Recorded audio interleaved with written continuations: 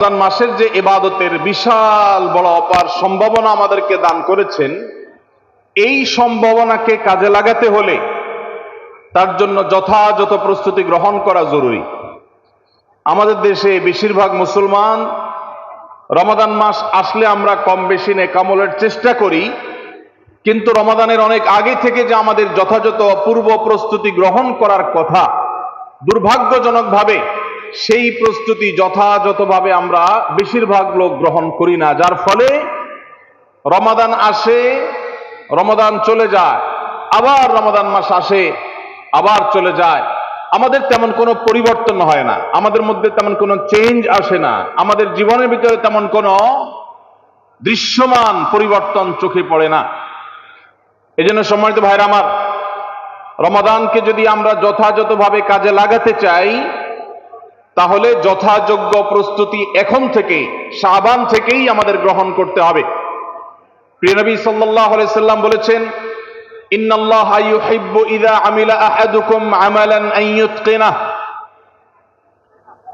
আল্লাহ রাব্বুল আলামিন বান্দা যে কোনো কাজ করলে সেটা যদি ইত্কানের সাথে করে, দৃঢ়তার সাথে করে, উত্তম উপায়ে করে, যথাযথভাবে করে, সে কাজটা যদি করার মতো করে, তো আল্লাহ তাআলা সেটাকে পছন্দ করেন এবং ভালোবাসেন। আমরা যদি রমাদান মাসে সিয়াম এবং কিয়াম, রোজা এবং তারাবি, অন্যান্য আমল ইবাদত বন্দিগি গতানুগতিকভাবে করে শেষ করি, আমরা যদি দায় সারাভাবে শেষ করি, তাহলে এটা আল্লাহ তাআলার প্রিয় পাত্রে আমাদেরকে শামিল করবে না। আর যদি রমাদানের প্রত্যেকটি ইবাদত বন্দিগি এটা হয় ইতকানের সাথে, এটা হয় দৃঢ়তার সাথে, এটা হয় সুন্দরতম উপায়ে, এটা হয় যথাযথভাবে, তাহলে সেই ইবাদত আমাদেরকে আল্লাহর প্রিয় পাত্রে পরিণত করবে ইনশাআল্লাহ। প্রিয় ভাইরা আমার, রমাদান মাসের সেই ইবাদত বন্দিগিগুলোকে যথাযথভাবে করবার প্রয়োজনেই আগে থেকেই আমাদের যথাযথ প্রস্তুতিও থাকতে হবে। কারণ কথায় আছে, যে কোনো কাজের যথোপযুক্ত এবং প্রয়োজনীয় প্রস্তুতি গ্রহণ করা মানে হলো সেই কাজটির অর্ধপূর্ণতা। যে কোনো কাজ প্রস্তুতি যত ভালো হয়, কাজটা তত ভালো হয়। প্রস্তুতি যত নরমাল হয়, খারাপ হয়, কাজটা তত খারাপ হয়। এই জন্য আমরা রমাদান মাসকে যদি অর্থবহ এবং আমাদের লাইফ চেঞ্জিং ইবাদতের মৌসুম হিসাবে, সিজন হিসাবে গ্রহণ করতে চাই, তাহলে এখন থেকে তার জন্য আমাদের সুনির্দিষ্ট প্ল্যান, পরিকল্পনা থাকতে হবে, প্রস্তুতি থাকতে হবে। আল্লাহ রাব্বুল আলামিন আমাদের সবাইকে সেই তৌফিক দান করুন। এই যে রমাদান আসছে আর কয়দিন পর, কারা কারা এই রমাদানকে সবচেয়ে সুন্দরভাবে ব্যবহার করতে চান, একটু হাত তোলেন। আল্লাহ রাব্বুল আলামিন আমাদের সবার হাতগুলো কবুল আর মঞ্জুর করুন, বলুন আমিন। আল্লাহ আমাদেরকে রমাদানকে সর্বোচ্চ ভালোভাবে ব্যবহার করার তৌফিক দান করুন। ভাইরা আমার, এই রমাদান মাস আসার বহু আগে থেকেই আমাদের সোনালী যুগের স্বর্ণ মানবেরা যারা ছিলেন, মুহাম্মদুর রাসূলুল্লাহ সাল্লাল্লাহু আলাইহি ওয়াসাল্লামের হাতে গড়া সাহাবায়ে কেরাম, সাহাবীদের শিষ্যত্ব পাওয়া, সান্নিধ্য পাওয়া, তাদের সান্নিধ্যের সৌরভে স্নিগ্ধ হওয়া সেই তাবেঈগণ, তারা রমাদানের যথেষ্ট আগে থেকে সুনির্দিষ্ট প্ল্যান প্রোগ্রাম করে প্রস্তুতি গ্রহণ করতেন। একজন প্রখ্যাত তাবেঈ আছেন, সাহাবীদের শিষ্যত্ব পেয়েছেন, এরকম একজন তাবেঈ আছেন, যার নাম ছিল মুআল্লা ইবনে ইয়াজিদ। তিনি বলেছেন, সালাফ বা পূর্বসূরীগণ অর্থাৎ সাহাবী তাবেঈগণ, তারা রমজানের 6 মাস আগে থেকে, রমজান আসার 6 মাস আগে থেকে আল্লাহর কাছে দোয়া করতেন, রোনাজারি করতেন, কান্নাকাটি করতেন, এই মর্মে যে আল্লাহ, রমাদান মাস পর্যন্ত আমার হায়াত বাড়িয়ে দাও, আমি যেন রমজান পাই, রমজানকে যেন সুযোগকে যেন কাজে লাগাতে পারি, রমজানের সুবর্ণ সুযোগ যেন আমার হেলায় হারিয়ে না যায়, সেজন্য আল্লাহর কাছে আগে থেকে এই নিয়ামত প্রাপ্তির জন্য দোয়া করতেন। আর রমজানের পরে বাকি যে 6 মাস, এই 6 মাস তারা দোয়া করতেন, আল্লাহ রমজানে যে সমস্ত আমল ইবাদত, যে সমস্ত নেকামল বন্দিগি আপনি করার তৌফিক দিয়েছেন, সেগুলো যেন আপনি মেহেরবানি করে কবুল এবং মঞ্জুর করেন, অ্যাকসেপ্ট করেন, আপনি যেন সেগুলোকে গ্রহণ করে নেন, সেজন্য 6 মাস তারা দোয়া করতেন। তাহলে দেখা গেল সালাফে সালেহীন তাদের কাছে রমাদান এত গুরুত্বপূর্ণ ছিল যে রমজানের আগের 6 মাস এবং পরের 6 মাস রমজান ভাবনায় তারা সব সময় ডুবন্ত ছিলেন, নিমজ্জিত ছিলেন, এর মধ্যেই তারা সব সময় মগ্ন থাকতেন। অথচ আমাদের শাবানের 10, 15, 20 দিন চলে গেলেও রমাদানের আবহাওয়া আমাদের অনেকের জীবনে, আমাদের অনেকের লাইফস্টাইলে, আমাদের অনেকের প্ল্যান পরিকল্পনার মধ্যে দেখা যায় না। এই জন্য ভাইয়ের আমার, যথাযোগ্যভাবে রমজানকে যদি আমরা কাটাতে চাই, এর সঠিক ব্যবহার যদি করতে চাই, যেই প্রস্তুতিগুলো লাগবে, 11টি প্রস্তুতি যেগুলো আমাদের রমজানকে সার্থক করতে পারে ইনশাআল্লাহ, তার মধ্যে সর্বপ্রথম যে প্রস্তুতিটি দরকার সেটি হলো রমজান মাস শুরু হওয়ার আগে থেকেই, যথেষ্ট আগে থেকেই তওবা এবং ইস্তেগফার করতে হবে। কি করতে হবে ভাই? তওবা ইস্তেগফার কেন করবেন? তওবা ইস্তেগফার তো সারা বছরের রুটিন আমল। রমাদানকে কেন্দ্র করে রমজান মাসকে যদি আপনি সঠিকভাবে ব্যবহার করতে চান, তাহলে কেন আপনাকে তওবা ইস্তেগফার করতে হবে? কারণ হলো তওবা এবং ইস্তেগফার এর মাধ্যমে আমরা আল্লাহর রহমতের উপযুক্ত হব। মক্কার মসজিদুল হারামের ইমাম শেখ আব্দুর রহমান আস-সুদাইস হাফিজাহুল্লাহ, তার কাছে সৌদি আরবের কিছু যুবকরা এসেছিলেন, এসে বললেন, শেখ, প্রতি বছর রমজান আসলেই আমরা অনেক প্ল্যান প্রোগ্রাম করি, অনেক কোরআন খতম দিব, অনেক নেক আমল করব, দোয়া রোনাজারি করব, দান সাদাকা করব। দুর্ভাগ্যজনক ভাবে সেটা আমাদের আর রমজান মাসে করা হয় না। আফসোস করতে করতে রমজান মাস পার হয়ে যায়। আপনি আমাদেরকে পরামর্শ দিন, কেন আমাদের প্রতি বছর জীবনে রমজান আসে অথচ সেটা সঠিক ব্যবহার করতে পারি না? তখন শেখ সুদাইস তাদেরকে বলেছিলেন, রমাদান মাসে ইবাদত বন্দেগী করতে পারা এটা আল্লাহর নেয়ামত, এটা আল্লাহর অনুগ্রহ, এটা আল্লাহর রহমত। যে রমজান পেয়েও ইবাদত করতে পারলো না, সে তো হতভাগা, কপাল পোড়া। এই হতভাগ্যের কাতারে সাধারণত সেই মানুষগুলোই পড়ে যারা আল্লাহর রহমতের উপযুক্ত না। আমরা নানাবিধ অপরাধে, নানাবিধ গুনাহ করে, নানাবিধ নাফরমানি করে আল্লাহর রহমতের উপযুক্ততা আমরা হারিয়ে ফেলেছি, যার কারণে রমজানের ইবাদতের তৌফিক হয় না। এই জন্য তিনি তাদেরকে নসিহা করেছিলেন যে আমি তোমাদেরকে উপদেশ দিচ্ছি, রমজান আসার আগে থেকেই আগের যে সমস্ত গুনাহ খাতা হয়েছে, যে সমস্ত নাফরমানি হয়েছে, আল্লাহর অবাধ্যতা হয়েছে, সেগুলোর জন্য চোখের পানি ফেলে রোনাজারি করে আল্লাহর কাছে ক্ষমা চাও। আল্লাহর কাছে ক্ষমা চেয়ে যদি আগের সবগুলোকে ভ্যানিশ করতে পারো, তাহলে আল্লাহর কাছে রহমতের উপযুক্ত হবে। বিষয়টা অনেকটা হালখাতার মতো। আপনার আগের দেনা দায়ী সব যখন পরিশোধ করে দিয়েছেন, নতুন করে আবার আপনি ধার করার, বাকিতে নেওয়ার উপযুক্ততা আপনার অর্জন হবে। ঠিক একইভাবে আমাদের নানা নাফরমানের কারণে আল্লাহর রহমত থেকে আমরা দূরে সরে গেছি। লানত অর্থাৎ রহমত থেকে দূরে সরে যাওয়া, এটার উপযুক্ত হয়ে গেছে অনেকে। এই জন্য ভাইরা, এখন থেকে রমাদানের প্রস্তুতির নিয়তে আল্লাহর কাছে তওবা করা, গুনাহ মাফ চাওয়া, ইস্তিগফার করা, জীবন পরিবর্তন করবার সংকল্প করা, এটা হবে আমাদের রমাদানের প্রথম প্রস্তুতি। চেষ্টা করব তো ইনশাআল্লাহ। প্রতিদিন যখনই তৌফিক হয় আল্লাহর সাথে একটু কথা বলবেন, আল্লাহ আমার সমস্ত গুনাহগুলো মাফ করে দিন, আমার নাফরমানি মাফ করে দিন, আমাকে আপনি ক্ষমা করে দিন।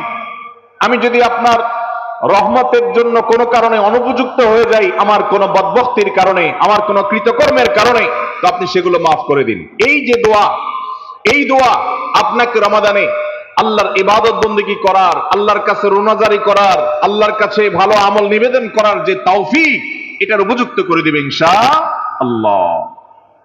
তাহলে রমাদানের প্রস্তুতির প্রথমটি আমরা পেয়ে গেলাম, সেটা হলো আগের গুনাহ খাতাগুলো থেকে ইস্তিগফার করা, তওবা করা, ফিরে আসা। এর মধ্য দিয়ে রমাদানে ইবাদতের জন্য নিজেকে প্রস্তুত করব ইনশাআল্লাহ। চেষ্টা করা যাবে না ইনশাআল্লাহ? নাম্বার 2, দ্বিতীয় প্রস্তুতি হলো রমাদান মাসে আল্লাহ রাব্বুল আলামিন এই মাসের যে ফজিলত বর্ণনা করেছে, কোরআন এবং হাদিস সম্পর্কে যাদের মৌলিক ধারণা আছে, হাদিসে রাসূল সম্পর্কে যাদের একটু ঘাটাঘাটিও আছে তারা জানেন দুই তিনটা আমল সম্পর্কে কোরআন এবং সুন্নাহ সবচেয়ে বেশি সংখ্যক ভাষ্য বর্ণিত হয়েছে। সবচেয়ে বেশি সংখ্যক, এত ফজিলতের, এত তাৎপর্যের, এত মর্যাদার হাদিস আর অন্য আমল সম্পর্কে সাধারণত দেখা যায় না।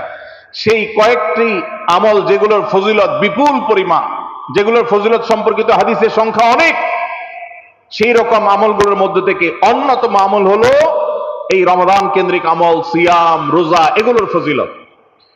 তো আমাদের রমাদান কেন্দ্রিক প্রস্তুতি হিসাবে দ্বিতীয়ত যে কাজটি আমরা করতে পারি সেটি হলো এখন থেকেই রমাদান মাসের কি কি ফজিলত আছে, সিয়াম সাধনার কি কি ফজিলত আছে, রমাদানের কি কি আমল আছে, বিশেষ করে ফজিলত এবং মর্যাদার কথাগুলো আলোচনা শুরু করা এখন থেকে। বাসা বাড়িতে গোল হয়ে কোন নির্দিষ্ট বইকে কেন্দ্র করে পাঠ চক্র হতে পারে, গ্রুপ স্টাডি হতে পারে, পর্যালোচনা হতে পারে যে রমাদান মাসের কি কি মাহাত্ম্য আছে, এক একজন এক একটা বললেন। এই আলোচনা পর্যালোচনার মধ্য দিয়ে মনোজগতে রমাদানের জন্য এক ধরনের প্রস্তুতি, এক ধরনের আবহ তৈরি হবে ইনশাআল্লাহ। এজন্য দ্বিতীয় প্রস্তুতি হিসাবে আমরা এই কাজটিও ইনশাআল্লাহ করব, সেটা হলো রমজানের ফজিলত, রমজানের মর্যাদা, সিয়ামের ফজিলত, অন্যান্য আমলের উপকারিতা, সেগুলো নিয়ে আমরা বেশি বেশি পর্যালোচনা করব। যত বেশি আপনি আগে থেকে পর্যালোচনা করবেন, রমাদানের প্রতি আপনার তৃষ্ণা, সিয়াম সাধনার প্রতি আপনার ভেতরে আকাঙ্ক্ষা, প্রত্যাশা এবং প্রতীক্ষা, এটা আপনার মধ্যে বাড়তে থাকবে এবং রমাদানের প্রতিটা মিনিটকে কাজে লাগাবার জন্য তাগাদা আপনার ভিতরে অনুভব হবে ইনশাআল্লাহ। নাম্বার 3, তৃতীয় প্রস্তুতি হলো আমাদেরকে প্রতিজ্ঞা করতে হবে এই রমাদানে আমরা নেকামল করবই করব এবং কোন আমল, কোন ভালো কাজ, কোন সুন্নাহ এটা করার ব্যাপারে কোন প্রকার অলসতা করব না। কারণ ভাইরা আমার, রমজান মাস পেয়েও যদি আল্লাহর কাছে কেউ ক্ষমা না পায়, একটা প্রসিদ্ধ হাদিস আপনারা সবাই কম বেশি শুনেছেন যে নবী সাল্লাল্লাহু আলাইহি সাল্লামের কাছে জিবরিল এসেছে, এসে বলেছেন বাউদা মান আদরাকা রমাদান ফালাম ইউগফার লাহ, যে ব্যক্তি রমজান পেয়েছে অথচ রমজানের এই বিশাল সুবর্ণ সুযোগকে কাজে লাগিয়ে সে তার জীবনের সব গুনাহগুলো মাফ করাইতে পারে নাই, সে আল্লাহর কাছ থেকে মাগফিরাত আদায় করে নিতে পারে নাই, সে জাহান্নাম থেকে মুক্ত এই ঘোষণা সে আদায় করতে পারে নাই, অথচ সে রমজান মাস পেয়েছে, এর চেয়ে হতভাগা আর কে হতে পারে? সে ধ্বংস হোক, এই বদদুআয় নবী সাল্লাল্লাহু আলাইহি সাল্লাম আমিন বলে সমর্থন জানিয়েছেন, সায় দিয়েছেন। এজন্য ভাইরা, রমজান মাস এসেছে কিন্তু আমল ইবাদত হয় নাই, রমজান মাস এসেছে আবার চলে গেছে কিন্তু আমার গুনাহ আল্লাহর কাছ থেকে মাফ করাতে পেরেছি বলে আমার বুক সায় দেয় না। তাহলে এর চাইতে বড় হতভাগা, এর চাইতে বড় কপাল পোড়ার কেউ হতে পারে না। রমজানের আমল ইবাদত, রমজানের নেক আমল, রমজানের দোয়া, রমজান মাসের চোখের পানি ফেলা, এটা ভাইরা শুধুমাত্র নিজের প্রেরণার জায়গা থেকে শুধুমাত্র সওয়াব আহরণের জন্যই নয়। এটা যদি না করি তাহলে জিবরিলের বদদুয়া, নবীজি সাল্লাল্লাহু আলাইহি সাল্লামের বদদুয়া, আল্লাহর পক্ষ থেকে ধ্বংস হওয়ার পরোয়ানা, এগুলো অনিবার্য হয়ে যাবে। এই কথা চিন্তা করে এখন থেকে রমাদান কেন্দ্রিক প্রস্তুতির অংশ হিসাবে আমাদেরকে প্রতিজ্ঞা করতে হবে এইবারের রমাদানের প্রতিটা দিন আমি আল্লাহর কাছে চোখের পানি ফেলে একটা নির্দিষ্ট সময় কান্নাকাটি করব, আমার গুনাহ খাতাগুলোকে মাফ করাবো, জাহান্নামীদের তালিকা আমার নাম যদি কোনো কারণে যেয়ে থাকে আমি এমন ভাবে রোনাজারি করব, এমন ভাবে ইস্তেগফার করব, এমন ভাবে চোখের পানি ফেলবো, একান্ত নীরবে আল্লাহর সাথে কথা বলবো যেন আমার সমস্ত গুনাহগুলো মাফ হয়, জাহান্নামীদের তালিকা থেকে যেন আমার নাম কেটে যায়। এর জন্য ভাইরা এখন থেকে প্রতিজ্ঞাটা করতে হবে। প্রস্তুতি হলো কাজ হবে রমজানে, কিন্তু প্রতিজ্ঞা হবে এখন থেকে যে আমি কোনোভাবে এইবারের রমজানের সুযোগ আর হাতছাড়া করব না ইনশাআল্লাহ। তাহলে 3 নম্বর হলো যে রমজান কেন্দ্রিক সমস্ত আমলগুলো করব, আল্লাহর কাছে তওবা ইস্তেগফার করে নিজের গুনাহগুলোকে মাফ করায় ছাড়বো, জাহান্নাম থেকে মুক্তি তথা নাজাত এটা নিজের করে নেব, এই মর্মে প্রতিজ্ঞাটা এখন থেকে যেই কয়দিন রমজান আসতে সময় আছে প্রতিদিন আমাকে নবায়ন করতে হবে। প্রতিজ্ঞা আজকেরটা যেভাবে হবে কালকেরটা আরো স্ট্রং হবে, তারপরের দিন আরো স্ট্রং হবে। প্রতিদিন আমি স্বপ্ন লালন করব কবে রমাদান শুরু হবে, আর আমি আল্লাহ রাব্বুল আলামিনের কাছে রমাদানের এই সমস্ত ইস্তিগফার, তওবা, আমল এগুলোকে নিবেদন করতে থাকবো। চেষ্টা করা যাবে না ইনশাআল্লাহ? তাহলে 3 নম্বর প্রস্তুতি হলো রমজান মাসে নেক আমল করার প্রতিজ্ঞা করা, মাগফিরাত এবং নাজাত আদায় করার প্রতিজ্ঞা এখন থেকে করা। নাম্বার 4 নম্বর যে প্রস্তুতিটা আমাদের নিতে হবে সেটা হলো, যদি আগের রমজানের কোন রোজা কারোর কাজা থাকে, এই রমজান আসার আগে আগে শাবান মাসের মধ্যেই সেই কাজাগুলো আদায় করে ফেলা উচিত। আম্মা জান আয়েশা রাদিয়াল্লাহু তাআলা আনহা বলেছেন যে নারী হিসাবে রমজান মাসে যে কয়েকটা রোজা ভাঙতি পড়ে, নবীজি সাল্লাল্লাহু আলাইহি সাল্লাম রমজান পরে পুরো সময়টা তার কাছে থাকার কারণে তিনি সেই রোজাগুলো রাখার সুযোগ সেভাবে পেতেন না। স্বামীর হকের কথা মাথায় রেখে রোজাগুলো রাখতেন না। এবং শাবান মাস আসলে নবীজি সাল্লাল্লাহু আলাইহি সাল্লাম নিজেও বেশি বেশি নফল রোজা রাখতেন। ওই সুযোগে মা আয়েশা রাদিয়াল্লাহু তাআলা আনহা বলেছেন যে তিনিও তার রমজানের বাকি রোজা যেগুলো ছিল ভাঙতি রোজা, সেগুলো তিনি রেখে ফেলতেন। এই হাদিস থেকে বোঝা যায় রমজানের রোজা যদি কারোর কাজা হয়, পুরুষদের অসুস্থতার কারণে হতে পারে, মা বোনদের মাসিকার কারণে হতে পারে, তাহলে সেই রোজা যত দ্রুত সম্ভব আমরা কাজা করে ফেলবো। এবং সেই কাজা করতে যদি কোনো কারণে, যৌক্তিক কারণে বা যে কোনো কারণে যদি বিলম্ব হয়, তাহলে এই বছরের আসন্ন রমজানের প্রস্তুতির অংশ হিসাবে আগের রমজানের কোনো ভাঙতি রোজা থাকলে সেগুলো সব রেখে কাজা করে সম্পূর্ণভাবে এই রোজার জন্য প্রস্তুত হবে। এটা হলো 4 নম্বর প্রস্তুতি। নাম্বার 5 নম্বরের রমজানের প্রস্তুতি হলো, আল্লাহ রাব্বুল আলামিনের কিছু সাধারণ ক্ষমা আছে, কমন ক্ষমা, গণহারে মাফ। আল্লাহ তাআলার এই যে সাধারণ ক্ষমা, গণহারে মাফ, দুটি বিষয় এই গণহারে মাফ থেকে মানুষকে দূরে সরিয়ে রাখে। আল্লাহর গণহারে যে ক্ষমা, এই গণক্ষমার উপযুক্ততা নষ্ট করে দেয় দুটি জিনিস। তার একটি হলো শিরক, আরেকটি হলো হাসাদ। একটা হলো হিংসা, আরেকটা হলো শিরক। নবী করিম সাল্লাল্লাহু আলাইহি ওয়াসাল্লাম বিভিন্ন হাদিস থেকে আমরা জানি, তিনি বলেছেন আল্লাহ রাব্বুল আলামিন বিশেষ করে লাইলাতুন নিসফি মিন শাবানে যখন মানুষকে গণহারে ক্ষমা করেন, তখন 2 শ্রেণীর মানুষকে আল্লাহ তাআলা মাফ করেন না, ইল্লা লিল মুশরিকিন আও মুশাহিন। তবে যদি মুশরিক আর মুশাহিন থাকে, শত্রুতা করে, হিংসা করে অন্যের প্রতি, এইরকম মানুষ যদি থাকে, তাদেরকে আল্লাহ তাআলা সাধারণ ক্ষমা আওতায় আনেন না। রমাদানে আল্লাহ তাআলা প্রতিদিন বহু মানুষকে সাধারণ ক্ষমা করেন। রমজান যখন কাছে আসে, শেষ দশক আসে, তখন সাধারণ ক্ষমার পরিমাণ বেড়ে যায়। আল্লাহ সুবহানাহু ওয়া তাআলা বলেছেন, ওয়ালিল্লাহি নবী সাল্লাল্লাহু আলাইহি সাল্লাম বলেছেন, ওয়ালিল্লাহি উতাকাউ মিনান নার ওয়া যালিকা ফি কুল্লি লাইলা। রমজানের প্রত্যেক রাতে বহু মানুষকে আল্লাহ তাআলা জাহান্নাম থেকে মুক্ত ঘোষণা দিয়ে দেন। অমুক জাহান্নাম থেকে মুক্ত, অমুকের ছেলে অমুক জাহান্নাম থেকে মুক্ত, অমুকের ছেলে অমুক, তার নাম জাহান্নামের তালিকা থেকে কাটা, জান্নাতের তালিকা চলে আসবে। অসংখ্য মানুষকে এভাবে এই সুযোগ আল্লাহ তাআলা দান করেন। যারা শিরকে লিপ্ত, সেটা যেই কোনো ধরনের শিরক হোক, কবরকে যারা সিজদা করে, মাজারকে যারা পুজো করে, জীবিত মৃত মানুষকে যারা সিজদা করে, কবরে যারা প্রার্থনা করে, সেখানে যারা সন্তান চায়, ব্যবসার উন্নতি চায়, যত প্রকার শিরক আছে কবর কেন্দ্রিক, এগুলাতে লিপ্ত হয়, অথবা এর বাইরে আরো যত রকমের শিরক গোটা দুনিয়াতে আছে, কোন প্রকার শিরকে যখন মানুষ লিপ্ত হয়, তখন এই ব্যক্তি আল্লাহ তাআলার সাধারণ ক্ষমার উপযুক্ত আর থাকে না। এই জন্য ভাইরা, রমজানের প্রস্তুতির অংশ হিসাবে 5 নম্বরের যে প্রস্তুতি আমরা গ্রহণ করব, সেটা হলো আল্লাহ তাআলা যেহেতু রমজানে অনেককেই সাধারণ ক্ষমা করবেন, আমি যেন সেই সাধারণ ক্ষমা প্রাপ্ত সৌভাগ্য মানুষদের তালিকায় ঢুকতে পারি, সেজন্য আমার অন্তর থেকে হিংসাকে ধুয়ে মুছে সাফ করে ফেলতে হবে। কোন মুসলমানের কল্যাণ দেখে আমার কষ্ট হবে না, কারোর ভালো দেখে আমার ভিতরে জ্বালা পড়া হবে না।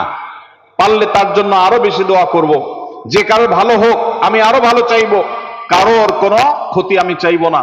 এই কল্যাণকামিতাই হলো দিন। আদ-দীন ওয়ান নাসিহা। কিলা লিমান ইয়া রাসূলুল্লাহ? ক্বালা লিল্লাহি ওয়া লিরাসূলিহি ওয়া লিআম্মাতিল মুসলিমিনা ওয়া আইম্মাতিহিম।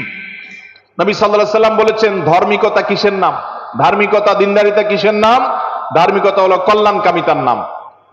আল্লাহ রাব্বুল আলামিনের আদেশ নিষেধ মেনে চলা, নবী সাল্লাল্লাহু আলাইহি সাল্লামের আদেশ নিষেধ মেনে চলা, এটাই হলো তাদের জন্য কল্যাণকামিতা। আর সকল স্তরের সাধারণ মানুষের কল্যাণ চাওয়া, কারোর ক্ষতি না চাওয়া, এটাই হলো দিনদারিতা।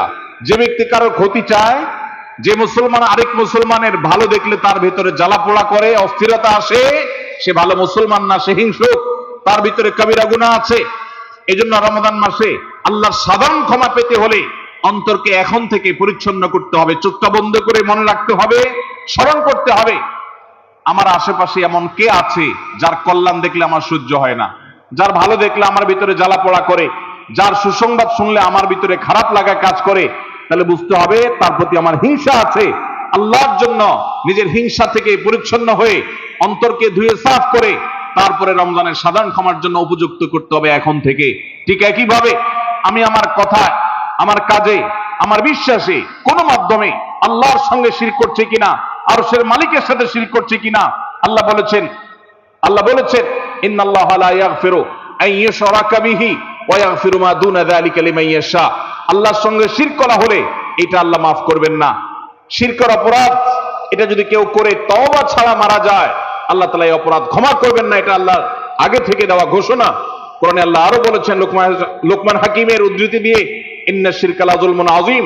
তিনি তার সন্তানকে উপদেশ দিতে গিয়ে বলেছিলেন যে ইন্না শিরকা লাযুলমুন আযীম, শিরক সবচেয়ে বড় অপরাধ। এজন্য ভাইরা, শিরক থেকে পরিচ্ছন্ন না থাকলে রমাদানের কোনো ইবাদত, কোনো আমল আমাদের কাজে আসবে না। এজন্য রমজানের প্রস্তুতি হিসেবে শিরক এবং হিংসা থেকে অন্তরকে পরিচ্ছন্ন করা, পবিত্র করা, এটা হলো আমাদের পঞ্চম প্রস্তুতি। নাম্বার 6, বিগত রমজান যেগুলো আমাদের জীবনে এসেছে, সেই সমস্ত রমাদানে কেন আমার আমল ইবাদত হয় নাই? রমজান আসার আগে নিয়ত করছি কোরআনটা খতম দিব, কিন্তু দিতে পারি নাই। রমজান আসার আগে নিয়ত করেছিলাম এই বছর একটা তারাবিও মিস করব না, কিন্তু অনেকগুলো মিস হয়ে গেছে। রমজান আসার আগে নিয়ত করেছিলাম এই বছর রমজান থেকে এই ধূমপান করা ছেড়ে দিব, কিন্তু অনেকে ছাড়তে পারেন নাই। রমজান আসার আগে নিয়ত ছিল এই বছর রমজানে একটা খারাপ জিনিসও মোবাইলে, টিভিতে দেখব না, কিন্তু সেই প্রতিশ্রুতি রাখতে পারি নাই। কেন পারি না? বিগত রমজানের সমস্ত আমল নামা নিয়ে বসতে হবে এখন থেকে, শাবান থেকে, আজকে থেকেই, যে আমার গত রমজানে আমল ইবাদতের ক্ষেত্রে প্রতিবন্ধকতা, বাধাগুলো কি কি ছিল, একটা একটা করে সম্ভব হলে লিখে ফেলবেন। নাম্বার 1, আমি তারাবিটা নিয়মিত পড়তে পারি নাই, কারণ অমুক অমুক বন্ধুর সাথে আড্ডায় যেতে হয়েছে। তাহলে এটা আমার একটা বাধা। আমি হারাম জিনিস থেকে বেঁচে থাকবো, কিন্তু পারি নাই কেন? কারণ ফেসবুকে ঢুকছে একটা কাজে, সেখান থেকে আমার আরো 5টা অকাজ করা লাগছে। তাহলে এটা আরেকটা কারণ, ফেসবুক। এইভাবে একটা একটা করে আপনি যদি কারণ লেখেন, লেখার পর আসন্ন রমাদানকে অর্থবহ এবং সার্থক করবার স্বার্থে এবং প্রয়োজনে সেই চিহ্নিত কারণগুলো একটা একটা ধরে হিম্মত করে, সৎসাহস করে আল্লাহকে সন্তুষ্ট করবার আশায় ছুঁড়ে ফেলে দিতে হবে নিজের জীবন থেকে। এই সংকল্প এবং এই কাজটা যদি আপনি করতে পারেন, তাহলে ইনশাআল্লাহ আপনি দেখবেন আপনার এই রমজান আপনার জীবনের শ্রেষ্ঠ রমজান হয়েছে। ভাইরা আমার, নবী করিম সাল্লাল্লাহু আলাইহি সাল্লাম তাঁর জীবদ্দশায় কয়টা রমজান পেয়েছেন? মাত্র 8টা রমজান পেয়েছে। দ্বিতীয় হিজরিতে রমজানের রোজা ফরজ করা হয়েছে, দশম হিজরিতে আল্লাহ তাকে দুনিয়া থেকে নিয়ে গেছেন। মাত্র 8টা রমাদান তিনি পেয়েছেন, নবী সাল্লাল্লাহু আলাইহি সাল্লাম। বহু সাহাবী আছেন, তাদের জীবনে রমজান মাত্র পেয়েছেন একটা রমজান পেয়েছেন। এরপরে রমজান আসার আগে হয়তো জিহাদের ময়দানে গিয়ে শাহাদাত বরণ করেছেন। অনেক সাহাবী আছেন হয়তো 40, 45, 50 বছর বয়সে ইসলাম গ্রহণ করেছেন, এরপরে কয়েক বছরের মধ্যে দুনিয়া থেকে চলে গেছেন, রমজান পেয়েছেন অল্প কয়েকটা। আর আমরা জন্মসূত্রে মুসলমান হওয়ার সুবাদে এক একজন মানুষ 20টা, 30টা, 40টা, 50টা রমজান আমরা পেয়েছি। দুর্ভাগ্য আমাদের, সাহাবায়ে কেরাম মাত্র 2, 4, 5টা রমজান পেয়ে তাদের জীবনকে যেই পর্যায়ে নিয়ে গেছেন, আমরা বেশিরভাগ মানুষ জীবনে 30, 40, 50টা রমজান পেয়েও আমাদের জীবনকে সে পর্যায়ে নিতে পারি নাই। ভাইরা আমার, এই জন্যই আসন্ন রমাদানকে সঠিকভাবে ব্যবহার করবার জন্য আমাদের বিগত রমজানগুলোর সমস্ত সমস্যাগুলোকে চিহ্নিত করতে হবে। কি কি কারণে আমি এর আগের রমজানগুলো সঠিকভাবে কাজে লাগাতে পারিনি, ব্যবহার করতে পারিনি, সেগুলো একটা একটা করে দূর করতে হবে। যেমন সোশ্যাল মিডিয়া, ফেসবুক, ইউটিউবের আসক্তি, এটা আমার আগের বছর রমাদানের যে ইবাদত, এটার ক্ষেত্রে প্রতিবন্ধকতা ছিল। তাহলে এই বছরের ইবাদতের প্রস্তুতির অংশ হিসাবে এই সোশ্যাল মিডিয়া, ফেসবুক আমার মোবাইল থেকে আনইনস্টল করে ফেলতে হবে। চেষ্টা করা যাবে না ইনশাআল্লাহ? ভাইরা আমার, যদি ফেসবুক আমার আমল ইবাদতের প্রতিবন্ধকতা তৈরি করে, তাহলে ফেসবুককে আল্লাহর জন্য কোরবানি করবেন রমজান মাস উপলক্ষে। কারা কারা প্রস্তুত আছেন হাত তোলেন। বুঝে শুনে হাত তুলছেন? বুঝে শুনে হাত তুলছেন? আল্লাহ এই হাতগুলোকে সবগুলোকে কবুলা মঞ্জুর করুন। যুবক ভাইয়েরা, আপনারা ফেসবুক মোবাইল থেকে আনইনস্টল করার নিয়ত করছেন, এটার মানে কিন্তু আপনারা এক একজন আল্লাহর রাহে কোরবানি হওয়ার নিয়ত করছেন। প্রস্তুত আছেন তো ইনশাআল্লাহ? নিজেদের কোরবানি করার জন্য প্রস্তুত আছেন তো ইনশাআল্লাহ? আল্লাহ তাআলা আমাদেরকে তৌফিক দান করুন। ভাইরা আমার, রমাদানের 6 নম্বর প্রস্তুতির অংশ হিসাবে যে কাজটি করতে হবে বলছিলাম, সেটা হলো আমাদের সমস্যাগুলো কি কি হয়েছে সেগুলো চিহ্নিত করে সেগুলো দূর করতে হবে। আর 7 নম্বর প্রস্তুতির অংশ হিসাবে আমরা যেটি করব সেটা হলো রমাদান কেন্দ্রিক সমস্ত আহকাম এবং মাসাইল, বিধিবিধানগুলো আমাদের শিখে ফেলতে হবে। এটা রমজানের প্রস্তুতি। আমাদের দেশে অনেক মসজিদে ইমাম সাহেবরা তালিম করেন রোজা ভঙ্গের কারণ কি, রোজা মাকরুহ হওয়ার কারণ কি, রোজার জন্য ক্ষতিকর বিষয়গুলো কি কি, এগুলো রমজান মাসে বিভিন্ন নামাজের পরে তালিম করেন। এটা একটা ভালো চেষ্টা, কিন্তু এই কাজটা যদি আমরা শাবান মাস থেকে নিজস্ব উদ্যোগে করি সেটা হবে আরো ভালো চেষ্টা। কথা কি বুঝে আসছে ভাই? তাহলে রমজান আসার আগে থেকেই আমরা মাসাইলের তালিম, মাসাইলের শিক্ষা, জ্ঞান অর্জন, রমজানের বিধিবিধানগুলো আমরা জানার চেষ্টা করবো। এটা হবে পার্ট অফ প্রিপারেশন ফর রমাদান। রমজানের জন্য প্রস্তুতির অংশ হিসাবে আমাদের এখন থেকে রমজান এবং সিয়ামের মাসাইলগুলো জানতে হবে। আল্লাহ আমাদের সবাইকে আমলের তৌফিক দান করুন। 8 নম্বর হলো রমজানের যে আমলগুলো করবেন এখন থেকে সেগুলোর ওয়ার্ম আপ এবং রিহার্সেল শুরু করে দিবেন, প্রস্তুতি শুরু করে দিবেন, চর্চা শুরু করে দিবেন। কারণ মানুষ দাঁড়ানো অবস্থায় হঠাৎ করে জোরে দৌড় দিতে পারে না। একটা গাড়ি সেটা দাঁড়ানো অবস্থায় হঠাৎ করে 100, 150, 110, 20 গতিতে চলতে পারে না। প্রথম 10, 20 হয়, এরপরে 40, 60 হয়, এরপর আস্তে আস্তে 100 বা 110, 20 হয়। এই জন্য রমাদান মাসে যদি আপনি বিপুল পরিমাণে ইবাদত করতে চান, অনেকে আছেন অপেক্ষা থাকেন রমজানের চাঁদ উঠলে সব শুরু করব। এদের দ্বারা জীবনে কিছুই হয় না। যারা আসলেই রমজানে কিছু করতে চায় তারা এখন থেকে শুরু করবে। রমজানে আমরা রোজা রাখবো, নবী সাল্লাল্লাহু আলাইহি ওয়াসাল্লাম শাবান থেকে নফল রোজা রাখার অভ্যাস শুরু করতেন। রমজানে আমরা দোয়া করব, এখন থেকে দোয়ার রিহার্সেল শুরু করা, প্রস্তুতি শুরু করা। যে কোনো গুরুত্বপূর্ণ কাজের আগে মহড়া শুরু হয়, তারপরে মূল কাজ শুরু হয়। এই জন্য শাবান মাস থেকে আমাদের প্রস্তুতি চলতে হবে। চেষ্টা করা যাবে না ইনশাআল্লাহ? তাহলে 8 নম্বরের প্রস্তুতি হলো যেই আমলগুলো রমজানে করব সেগুলোর রিহার্সেল, সেগুলোর প্রস্তুতি, ওয়ার্ম আপ এখন থেকে শুরু হবে।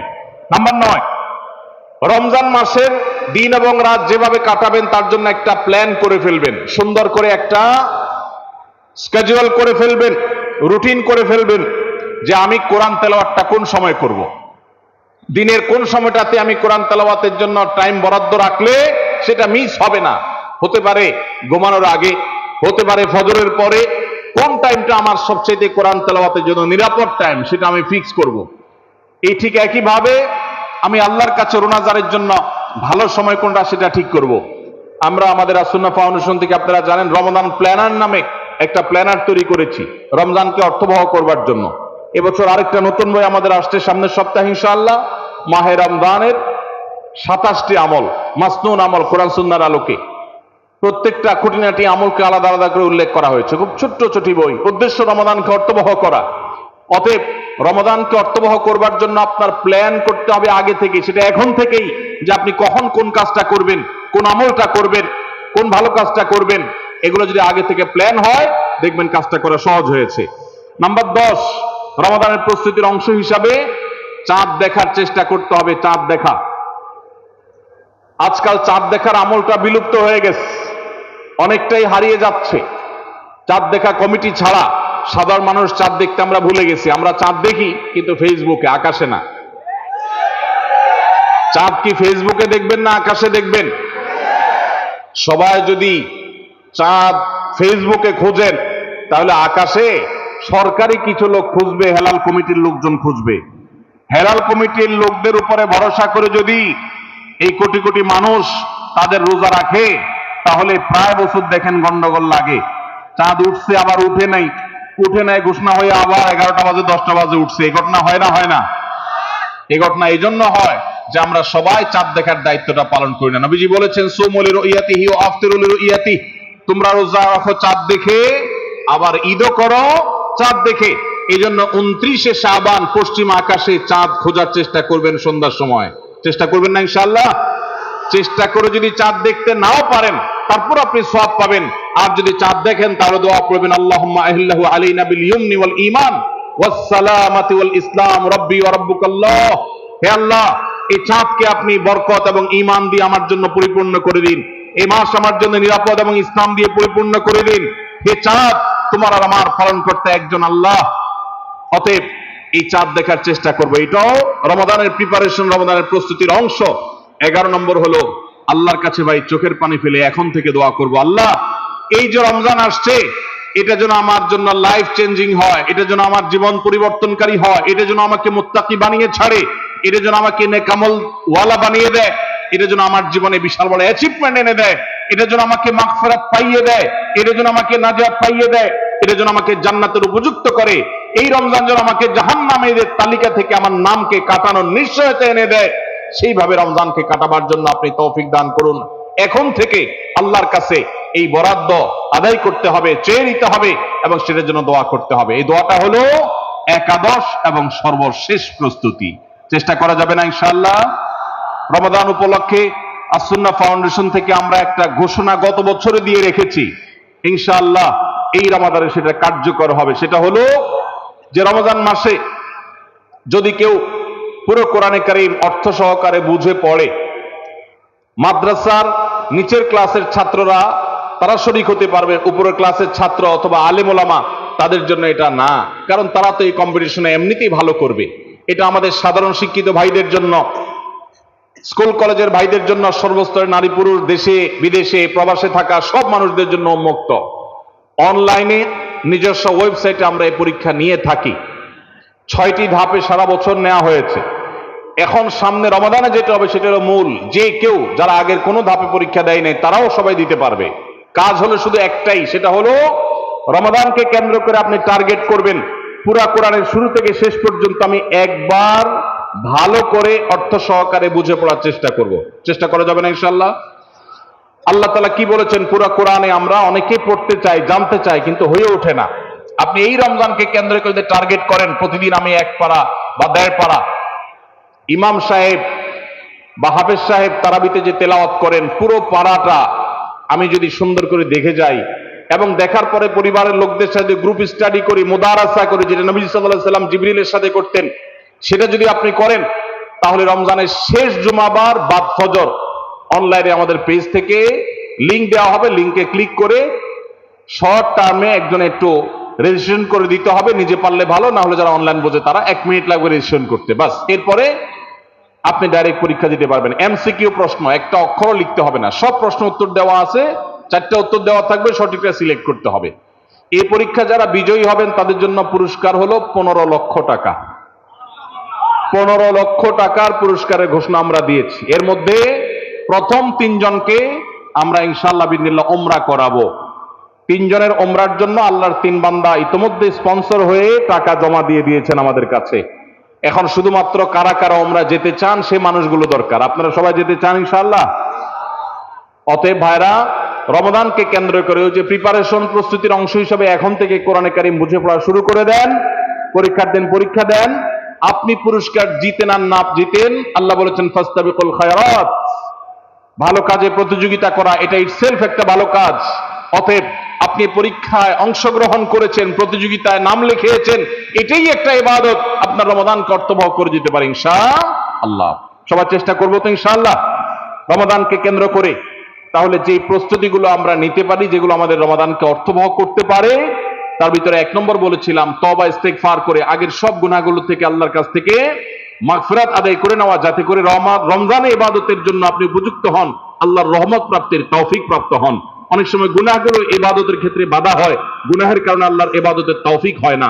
নাম্বার 2, আল্লাহ রাব্বুল আলামিন রমজানের এবং সিয়ামের যে ফজিলতের কথা বলেছেন, নবীজি সাল্লাল্লাহু আলাইহি সাল্লাম যেসব ফজিলতের কথা বলেছেন, মর্যাদা, মাহাত্ম্য, তাৎপর্যের কথা বলেছেন, এগুলোর আলোচনা, পর্যালোচনা, এগুলো এখন থেকে শুরু করা।